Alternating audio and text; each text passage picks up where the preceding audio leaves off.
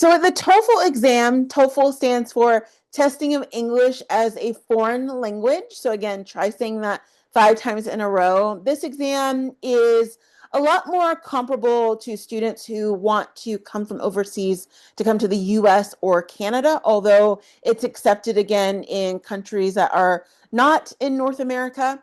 But there are some distinct differences between the TOEFL and the IELTS. The first one is going to be that it's 3 hours long, so it is a little bit longer. It has a different scoring system, so it's between 0 and 120, and then each section is worth 30 points. With the sections, as you can see on your screen, you have reading, listening, speaking, and writing. So again, it appears to be the same as the IELTS, but it is a little bit different in terms of what they're looking for. You want to keep in mind also that it's a computer-based only. So since 2021, it's computer-based only, so you don't have the option to take the paper exam. One of the things that I know that students ask is there a real difference between computer-based and paper? This is coming down to a couple things. Number one, personal preference for some students. I know I am actually this way. For me, even though I spend, like most people, my entire life on the computer, I like to have tangible things, and I work better actually on paper when I'm doing exams. For some people, they work best on the computer. So if you are someone who maybe you struggle a little bit more with the computer exam, it's going to be helpful for you to take practice exams. I'm going to talk more about that in a minute, just to get more familiar with how that actually works so that you understand the flow of that compared to having pen and pencil and paper in front of you. But this exam is computer-based only now. The other thing to note too is that it is in American English only, and so it uses American English and American spelling. So particularly for students who maybe you live in a country where maybe you're coming from a country that has more British style English or Australian style English, just keeping in mind that you're going to need to be aware of the differences between different meanings of words and also to the different spelling of words, because it is very different. American English is different than other types of English. So just sort of thinking about that, and also to the fact that it is scored differently. So it's scored between 0 and 120 as a total score. And then each section, based on what the section is about 30 points. So you just want to keep in mind that it does range a little bit different, and what people are looking for when they're evaluating you is different. Now, in terms of the speaking portion for the TOEFL, this is one of the things that students actually have said that they feel a little bit more comfortable with. It can feel a little bit overwhelming, same thing as it would in the IELTS, but one part that I know that a lot of students take TOEFL that they like about this is that they get to be a little bit more elaborative, because again, since you are doing it on the computer and you're just speaking to a microphone and it's not necessarily a face-to-face, that you feel like you can express yourself a little bit more. And I will just say that particularly in the US and in Canada, this is how the flow of conversation is. People do tend to be a lot more opinionated, and you can add in a lot more of I don't want to say filler, but it's like where you're really sort of giving a lot more of your own opinion, your own subjective thought.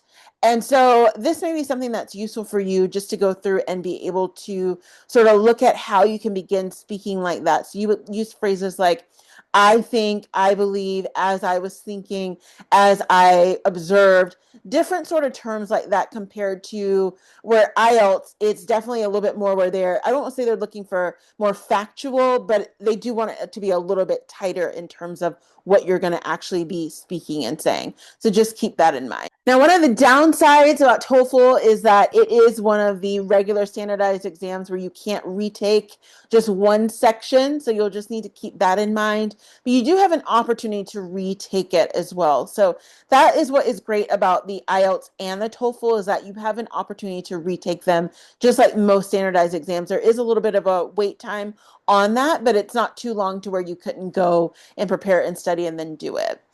So for me, and what I think, again, students always ask me, well, should I take one? Should I take the other? I actually think that it is best to start with practice exams for both. Practice exams are one of the best things ever made, because they're going to be able to give you just a baseline. If you are someone who you're just getting started with your journey on this and you're like, I just heard about these exams, I know I need to take them, I don't know where to start, it's going to be able to sort of guide you through and have you think about sort of the areas that you could improve in, and then see where you are now. Maybe there's one section on both of the exams that you score really high, but then there's one section where you're like, hey, I'm going to need a little bit extra help. There are also lots of platforms out there that will provide you specific help in terms of tutoring and other specialized needs with that. I'm going to link some of those below just to get started. I'm also too going to link below the information for how to register for both of these exams so that you can go ahead and get started. Spaces do often fill up quickly because students are always trying to take them. So definitely sign up when you get a chance. And then if you need to cancel for whatever reason, you can also do that.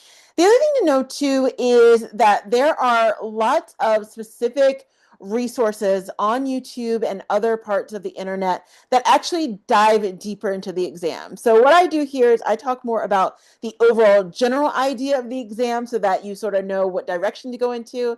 But there are lots of resources. I'm going to link to one resource below of this content creator that has fantastic sort of in-depth knowledge of the exam that you can learn from. And I definitely would recommend sort of checking out videos like that that take you through every single section in detail. Last but not least, too, that there are lots of forums out there. So there's an entire, as you would imagine, Reddit screed about IELTS and TOEFL. I know that a lot of times getting caught up in the forums can be difficult, but a lot of times it's from people who have just taken the exam, who have taken the exam multiple times. They're giving you different tips about what worked for them. And there's a lot of great information in there to be able to gather. I know that when I work with students who are even doing things like the GMAT, GRE, they do the same thing where they're trying to just get sort of the day-to-day and sort of right now in the moment, what have people done, what has worked for them. And even if it's not necessarily about the actual exam itself, as you're going through and trying to learn how to study for the exam and sort of pace yourself, these are going to be great support tools that you're going to need.